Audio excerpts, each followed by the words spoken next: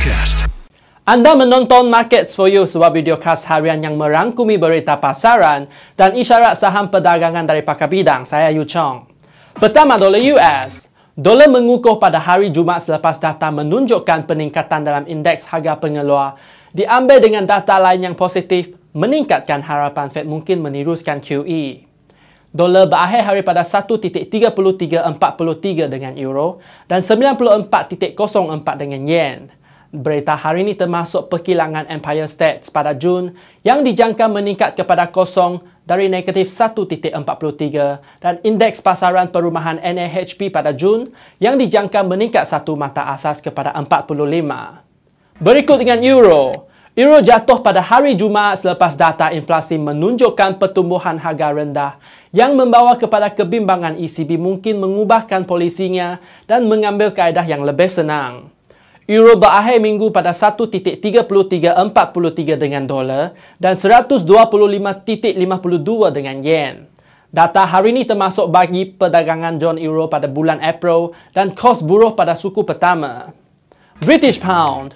Pound didagangkan bercampur-campur pada Jumaat, jatuh kepada dolar selepas jangkaan memuncak bahawa Fed mungkin mengetatkan polisinya, tetapi meningkat berbanding euro sebab prospek ekonomi UK kekal agak lebih baik daripada John Euro. Sterling berakhir hari pada 1.5699 dengan dolar dan 0.8493 dengan euro. Yen Jepun.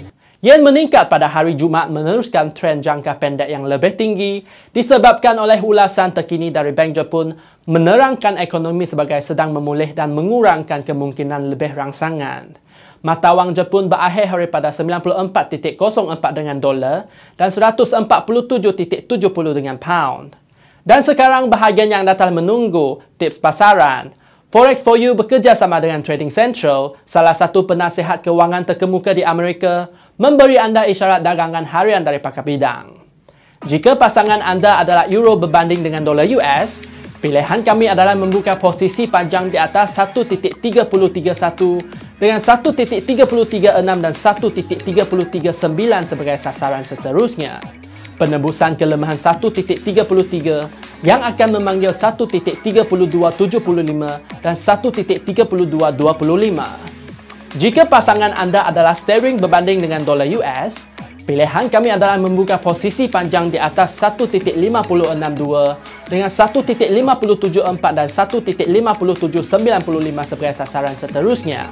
Penembusan kelemahan 1.5061 yang akan memanggil 1.5565 dan 1.5515. Jika pasangan anda adalah dolar berbanding yen Jepun, pilihan kami adalah membuka posisi pendek di bawah 95.3 dengan 93.75 dan 92.9 di sisi.